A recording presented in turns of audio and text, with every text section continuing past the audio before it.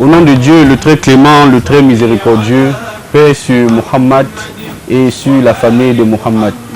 Chers frères et sœurs en Dieu, que la paix de Dieu soit sur vous. Aujourd'hui, nous allons parler de l'unicité de Dieu.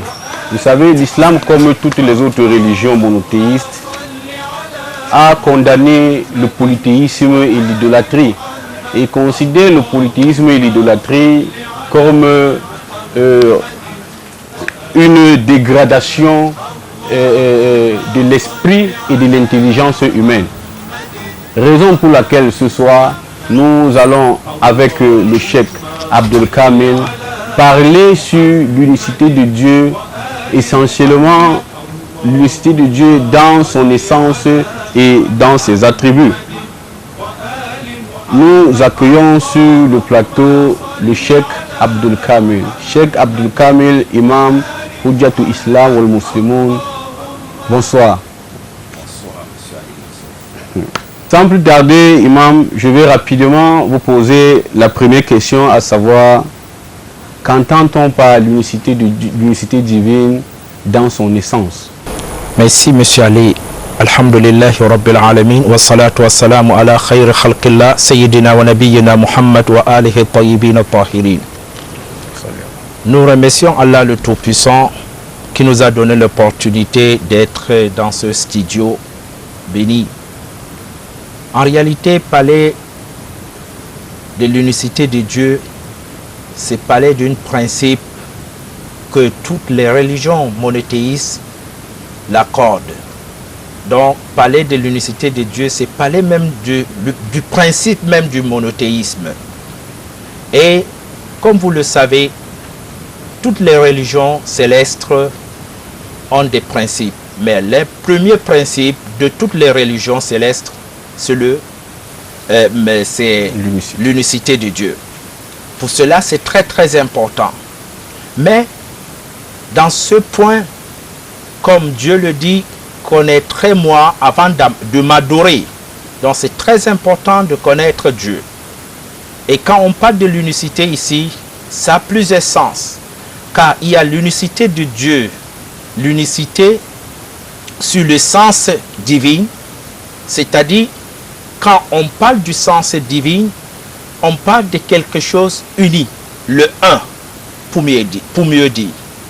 Et quand on parle maintenant de l'unicité qui est le un, dans le cadre du sens divin, on veut nous parler que Allah le Tout-Puissant, dans son essence, est un. Et quand on parle de sens, il est un, on a deux sortes. Il est un parce qu'il est simple, et quand on dit simple, philosophiquement parlant, ça veut dire il n'est pas composé, il n'a pas de composants. Ce n'est pas comme le cas de l'eau, qu'elle peut être, l'eau est unique, mais composée de l'hydrogène et l'oxygène. On dit non, ce n'est pas ce genre de l'unité. Lui, il est unique, simple, donc il n'a aucun composant. Pourquoi? Parce que lorsque on parle de l'unicité, et en même temps en tenant compte de l'unicité composant ou l'unicité en basant sur le nombre, là ce n'est pas l'unicité. C'est-à-dire, on peut dire Dieu sera celui-là qui a besoin de ses composants pour qu'il soit Dieu. Et pourtant, c'est comme le cas de l'eau. Pour avoir l'eau, il faut ces deux composants. Sans l'hydrogène et l'oxygène, on n'aura pas l'eau. Si Dieu aussi est composé de plusieurs composants ou deux composants n'importe comment, lui aussi il sera besogneur de ce composant. Et un Dieu qui a besoin ne sera jamais un Dieu. Dans ce cadre, celui-là qui est l'absolu, il faut comprendre qu'il est vraiment le un et le simple. Et de l'autre côté, quand on parle Dieu unique, c'est dans le cadre qu'il n'a pas un semblable. C'est-à-dire qu'il est le seul, l'unique dans son genre. S'il faut utiliser le mot genre. Donc il est le seul et l'unique, il n'a ni ne lui ressemble, il ne ressemble à rien. Donc quand on arrive à comprendre celui où on adore, il est de ce genre, il faut imaginer comment sera l'adoration. Mais lorsqu'on ignore celui qu'on adore, on peut avoir ce qu'on peut appeler des imaginations sur lui, comme si il est tel ou il est tel ou il est tel. En réalité, pour mieux comprendre, je veux que M. Ali, qu'on comprenne que en réalité Dieu, tout ce que l'on peut imaginer, et que cette chose-là se ressemble ou bien elle vient du matière, Dieu n'est rien du matière. Il n'a ni corps, il n'a ni rien du corps. Parce qu'on a ce qu'on appelle, en arabe par exemple, al-jism ou jismi, ou his ou bien hissi. Soit le corps même, soit quelque chose qui vient du corps. Dieu n'a ni le deux. Pour mieux dire, il n'est pas matériel. Donc quand on comprend une créature, excusez-moi d'utiliser le mot, Dieu tel qu'il est, il est unique et il est un. Unique comme nous venons d'expliquer, un comme nous venons d'expliquer, c'est-à-dire il n'y a pas un deuxième et on ne peut pas avoir un deuxième. Mais la question qui peut se poser, est-ce que ce n'est pas les religieux qui prétendent dire qu'il n'a pas un semblable ou bien il est le seul unique dans son genre? Est-ce que c'est une réalité? Est-ce que ça peut se prouver? On dit oui. Première des choses, il faut d'abord comprendre ce qu'on veut dire de l'absolu. Quand on parle de l'absolu, on parle de Dieu qui est l'absolu. Quand on dit l'absolu, c'est celui-là qui a des plénitudes dans tout le sens où on peut imaginer. Ça veut dire tout ce qui a du défaut, on ne peut pas l'attribuer. C'est pour cela que quand je parlais de Dieu dans son essence, je fais l'effort de vous expliquer qu'il n'est pas composé. C'est-à-dire on peut avoir par exemple la lune ou le soleil, elle est unique également. Mais quel genre d'unité? Elle est unique, mais elle est composée en même temps qu'elle est unique. Ça veut dire qu'elle a besoin de tous ses composants pour qu'elle soit là. Sans l'un de ses composants, elle ne sera plus là. Cela veut dire pour que le soleil soit le soleil ou la lune soit la lune, elle a besoin de ses composants. Et on essaye d'imaginer Dieu de ce genre, il ne sera pas Dieu absolu. L'absolu qu'on adore et qu'il mérite d'être adoré ne sera pas de ce genre. Et quand on revient dans le Saint-Coran, nous voyons que le Coran fait allusion à tous ces deux côtés qu'on vient de mentionner. Lorsque il dit dans la sourate Ikhlas, « Qul huwallahu ahad » ce sourate de Ikhlas, et à la fin il dit « Lam yakul lahu kufuwan ahad » Le premier « Qul huwallahu ahad » nous parle de ce côté qu'il est le un simple, qui n'est pas composé. L'unique dans l'absolu. Voilà. Et l'autre qui dit Lam yakul lahu kufuwan ahad, il nous parle de celui-là qui n'a pas un semblable. On peut pas, il n'y a rien qui le ressemble. Tu vois, dans tout le cas, c'est pour cela qu'on revient dans la parole de Imam Ali. Il dit, tout ce qu'on peut imaginer sur lui restera que notre imagination que nous avons créée. Elle restera que pour nous. Mais sinon, il n'est pas ce genre. Même le mot que nous utilisons, Monsieur Ali, on utilise ce mot pour qu'on arrive, moi et toi et les autres, on comprend, mais sinon on peut dire, c'est au-delà de tout ce mot. Justement, comment est-ce qu'on peut expliquer le fait que Dieu ne soit pas sublime, soit-il, ne soit pas composé, et qu'il y ait une variété dans sa création, qu'on trouve toute une variété? Ah oui, merci de ces questions. C'est ici j'ai compris comment ce qui est un, oui, peut produire, c'est-à-dire parce que le la multiple, création est à l'origine. Voilà, quand on voit la création, on voit le multiple. Tout à fait. Qui vient de un. Et pourtant, il y a une règle logique qui dit l'unique un ne peut jamais donner que le un. Voilà, tout à fait. Parce que selon la logique, l'avocatier ne peut donner que l'avocatier. Oui. Le manguier ne peut donner que le manguier. Et là encore, c'est plus vague. L'avocatier ne peut jamais donner que l'avocatier. Si. Mais ici, c'est que le unique là, le un, qui est vraiment un simple, ne peut jamais donner autre chose que un. En réalité, c'est comme ça. Oui, oui. Mais la question maintenant qui se pose, où vient cette multitude de créatures? Tout à fait. Merci. En réalité, on revient là sur les liens entre Dieu et les créatures. Même comme on est toujours sur comment appeler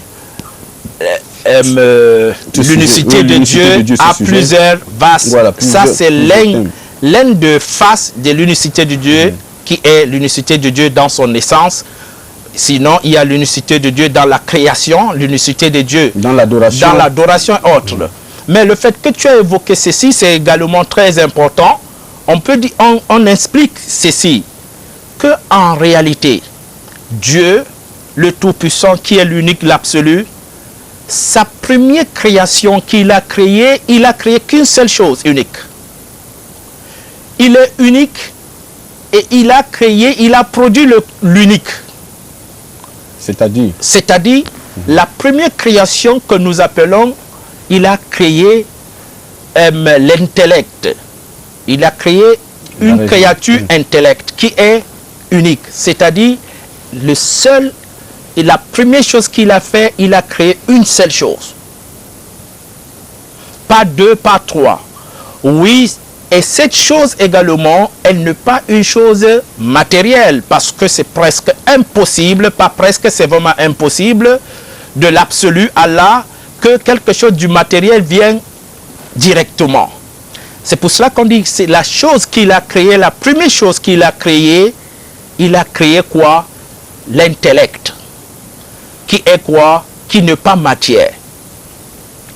Parce que ce n'est pas visible. Oui, et beaucoup de questions se posent dans ce cadre. Même le prophète, on lui a posé cette question, et lui-même, Dieu le Tout-Puissant, dans un hadith al-Qudsi, nous démontre comment il a commencé la création. Dans cet hadith al-Qudsi, il dit, j'étais un trésor caché, et j'ai voulu être connu.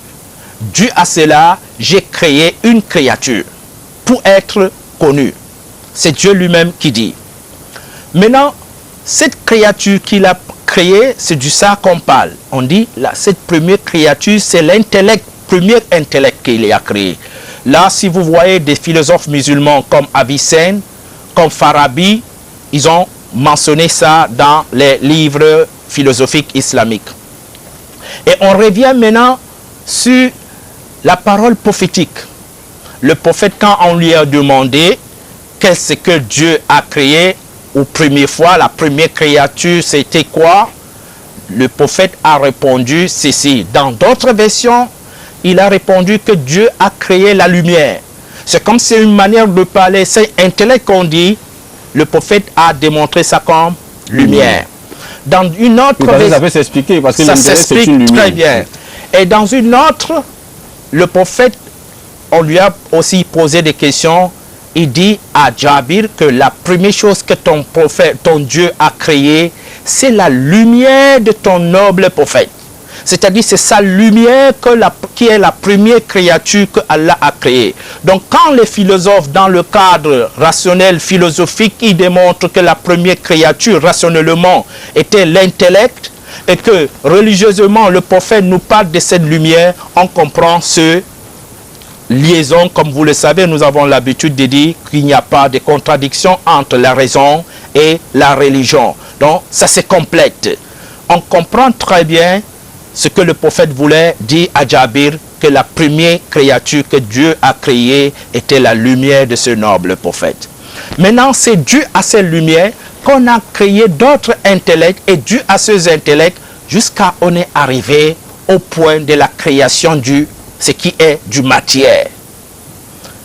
J'espère qu'on se comprend. Et l'un de ce qui est du matière, il y a qui? Il y a Adam. Donc, la création d'Adam aussi entre dans ce cadre qui est notre grand-père. Même comme on est un peu sorti de notre sujet qui est l'unicité de Dieu, mais ça le lien également avec ce qu'on dit pour qu'on comprenne à quel point il était unique et un, que même sa création, c'est impossible rationnellement qu'il crée quelque chose ou qui est composé, ou bien quelque chose où il crée plusieurs choses à une seule fois. Non, c'est dû au premier créature qu'on a eu le deuxième, dû au deuxième, il a fait ainsi et ainsi qu'on a eu le monde. On ne peut parler de l'unicité, on peut pas parler de l'unicité de Dieu sans parler de ses attributs, car l'unicité de Dieu même est l'un des attributs de Dieu les plus manifestes. En ce qui concerne les attributs de Dieu, comment est-ce qu'on peut définir Dieu? Parce que lorsqu'on parle d'attributs, est-ce que les attributs de Dieu peuvent le décrire? Parce que lorsqu'on parle d'attributs de quelqu'un, ça peut le décrire. Est-ce que les attributs de Dieu peuvent décrire Dieu?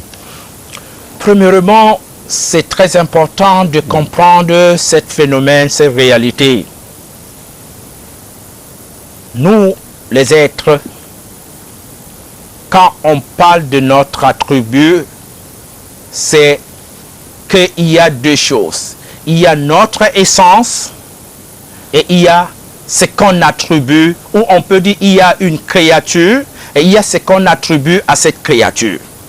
Par exemple, M. Ali Youssouf, avant d'étudier et d'avoir ce savoir d'être savant, il n'était pas. C'est Dieu, après avoir étudié, il devient un savant, on l'attribue savant. Là, déjà, on comprend que le savoir et Ali Youssouf n'est pas inné. Oui, c'est pas l'origine, c'est pas. Voilà. Ce qui n'est pas le cas avec Dieu l'absolu, le Tout-Puissant. Car lui et ses attributs sont innés de son naissance. Et pourtant, nous, ce n'est pas le cas. Nous, quand on nous attribue des choses, c'est dû à tel. Et beaucoup de fois, ou même tous les cas, notre attribut vient après notre essence. C'est après avoir fait tel, où on t'attribue tel. Ce qui veut dire avant la connaissance, on ne pouvait pas t'attribuer un savant. C'est comme ça. Mais on peut dire que Dieu également, avec un moment où on ne pouvait pas l'attribuer cet attribut savant, et après il a eu, on dit non. Pourquoi? Parce que ces attributs sont innés de son naissance. Donc il n'a pas besoin, dans ce cadre, d'avoir un savoir pour être savant. Ce qui n'est pas le cas avec les créatures. Tu vois, quand déjà là, c'est pour qu'on t'amène à comprendre de le départ que lorsque tu veux attribuer quelque chose à Dieu, il faut l'attribuer, il faut attribuer la chose avec toute sa plénitude. On se comprend? C'est-à-dire, si, par exemple, je te donne un exemple, lorsqu'on dit Ali Youssouf existe, et on dit cette caméra existe, et en même temps on dit Dieu existe. Si on essaie de voir le mot existe, c'est toujours ce qu'on a attribué à Ali Youssouf, c'est la même chose qu'on a attribué à Dieu. Et c'est la même chose qu'on a attribué à cette caméra. Mais on revient maintenant. Est-ce que c'est de même, s'il faut dire, c'est de même degré? Non. Celui-ci, c'est lui-même l'existence. On se comprend. Mais l'autre, Ali Youssouf ou le caméra, non. Il n'en est pas l'existant, ils ont eu l'existant après. C'est pour cela que l'autre, c'est lui l'existence qui est l'absolu, mais l'autre, on l'appelle contingent. C'est-à-dire tout celui où son existence n'est pas une obligation nécessaire. On veut dire de l'obligation nécessaire, c'est-à-dire celui où son existence est inné avec son naissance. Là, il n'y a personne que l'existence est innée avec son naissance, sauf Dieu. C'est pour cela qu'on dit qu'il n'a pas un début, ni la fin. Et impossible même d'avoir, M. Ali, d'avoir un début et fin sur quelque chose où sa nature est l'existence. On se comprend. Mais, et pourtant, nous qui n'ont pas existé, et maintenant qu'on existe, déjà ça démontre que nous sommes le contingent, et déjà ça démontre que notre nature n'est pas innée de l'existence. Notre essence n'est pas innée de l'existence. On a eu. C'est comme si quelque chose où on a eu et qu'on peut la perdre après. Merci. Donc on retient que à partir des attributs de Dieu, on ne saurait le décrire à partir des attributs. Et je voulais reposer, Imam, la question à savoir, lorsqu'on parle des attributs, nous savons les attributs peuvent être de deux sortes. On peut avoir les attributs positifs et on peut avoir les attributs négatifs. Est-ce que c'est le cas de Dieu? En réalité, même c'est là où on parle des attributs positifs et des attributs négatifs en ce qui concerne Dieu l'absolu. Pourquoi? Mais qu'est-ce que même on veut dire? En ce qui concerne les attributs positifs, c'est compréhensif. Mais là où beaucoup se posent des questions quand on parle des attributs négatifs, est-ce que Dieu a un attribut négatif? Certainement non. Mais ce qu'on veut dire de ça, c'est que les attributs où on ne peut pas attribuer à Dieu, dû à ce qui sont négatifs, pas que Dieu a un attribut négatif. C'est pour cela que je parlais de la plénitude. Donc tout attribut qui n'a pas toute sa plénitude et sera négatif en ce qui concerne Dieu. Même comme peut-être pour moi et toi, est-ce peut être la plus grande plénitude. Donc c'est pour cela qu'on dit lorsqu'on veut l'attribuer un attribut, on l'attribue avec tout sa plénitude. Par exemple, M. Ali, le Coran nous dit que Dieu voit. Il nous écoute. Et en même temps, toi et moi, nous voyons et nous écoutons. Mais quelle est la différence? Notre regard et notre écoute est limité. Dû à quoi? Dû à ce que nous-mêmes, notre créature, sa nature même est limitée. Et pourtant, ce qui est de Dieu qu'il écoute et il voit n'a pas de limite. Tu vois, comme nous sommes ici dans ce studio, on ne sait pas ce qui se passe juste à côté. Ce qui n'est pas le cas avec Dieu. Le monde entier et tout le monde même est présent chez lui, ce qui n'est pas le cas. Pourquoi? Parce qu'il est l'absolu, il n'a ni le temps qu'à celui qui a créé le temps. Il n'a ni l'espace qu'à celui qui a créé l'espace. Quand on médite beaucoup sur ces deux mots, ni temps, ni l'espace, ça nous amènera très loin dans la compréhension de qui est Dieu l'absolu. Donc si tu essayes d'exclure le temps et l'espace, nous ne sommes rien. J'espère qu'on se comprend. Et déjà, lui qui a créé le temps et l'espace, demande-toi avant la création du temps et de l'espace, il était où? Il était toujours là. On se comprend. Donc, c'est pour cela que souvent je dis, même le mot pour souvent décrire et définir cette réalité ne sont pas bien posés. Mais on le fait pour qu'on arrive seulement à se comprendre. Et maintenant, quelqu'un de ce genre, j'utilise même le mot quelqu'un, il faut voir, de ce genre, Dieu le Tout-Puissant, l'Absolu, qui a créé le temps et l'espace. Impossible de l'attribuer quelque chose lié au temps et lié à l'espace. Par exemple, tu ne peux pas l'attribuer, par exemple, Dieu sur l'avion ou Dieu sur un animal ou Dieu assis au ciel. Tu ne peux pas l'attribuer. Car c'est lui qui a créé cela et il existe avant toute cette création. Ou Dieu, dans tel temps, il est là, dans tel temps, on n'a pas ça. C'est pour cela que pour lui, le présent, le passé, le futur, tout est présent pour lui. Ce qui est passé 100 000 ans est toujours présent. Ce qui viendra 100 000 ans est toujours présent.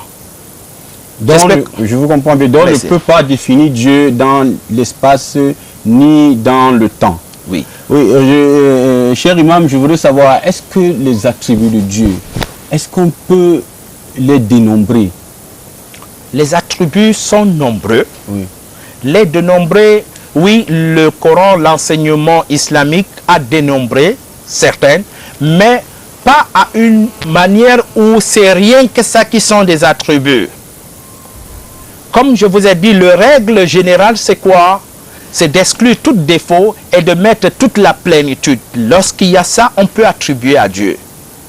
Oui, mais il y a certains attributs où Dieu lui-même, dans le Saint-Coran ou dans la parole prophétique, qu'ils ont utilisés pour Dieu, mais cela ne se limite pas que sur ce nombre-là. Dieu est très puissant, grand puissant, que ses attributs soient limités dans ce nombre qu'on a cité. Est-ce que vous pouvez nous donner l'exemple de quelques attributs de Dieu, puisque vous avez dit ces attributs sont tellement, on ne peut pas les dénombrer dans l'absolu. En réalité, il y a plusieurs attributs. Rien que le mot alim est aussi un attribut qui veut dire omniscient. Oui. Et sachez que ces attributs de Dieu, ne le prenez pas comme un simple mot, comme on peut formuler. Non. Considère cela autre chose que le mot. Il faut aller au-delà. Est-ce que Dieu a des attributs qu'il partage avec des créatures? Très bien, les exemples que je donnais. Pour mieux dire, un exemple, lorsqu'on dit Dieu est savant, oui. Dieu est le savant, Dieu est le sage. Oui. Est-ce qu'on peut trouver dans les créatures de Dieu des personnes savantes et des personnes sages? Très bien, on peut bien trouver, mais on revient sur les règles que je donnais en démontrant pour Dieu, elle est absolue, mais pour le créature, elle est limitée. Oui, c'est possible. Ou pour mieux dire même, lorsqu'on parle de, c'est-à-dire de ce perdu sur l'essence de Dieu, ou la perfection, en réalité, dans le nom de Dieu ou ses attributs, c'est de mettre les attributs de Dieu en pratique. C'est ça la perfection dans les noms et les attributs de Dieu. Inch'Allah, un jour ou l'autre, on va continuer à détailler cela. Nous vous remercions beaucoup, Imam, pour cet éclairage. Chers frères et sœurs en Dieu, merci pour votre attention. Nous avons suivi attentivement le grand imam qui nous a défini l'unicité de Dieu, que Dieu ne peut être défini ni dans le temps ni dans l'espace. C'est un domaine très vaste, l'unicité de Dieu, et nous allons, dans les prochaines émissions, nous allons éclairer davantage ce thème. Nous vous remercions et nous vous donnons rendez-vous samedi prochain à la même heure et le jeudi à 15 h pour la rediffusion. D'ici là, tenez-vous bien, Inch'Allah, que Dieu nous garde pour la prochaine fois. Je vous remercie. Salam alaikum. Alaikum assalam wa rahmatullah. وآل محمد اللهم صل على محمد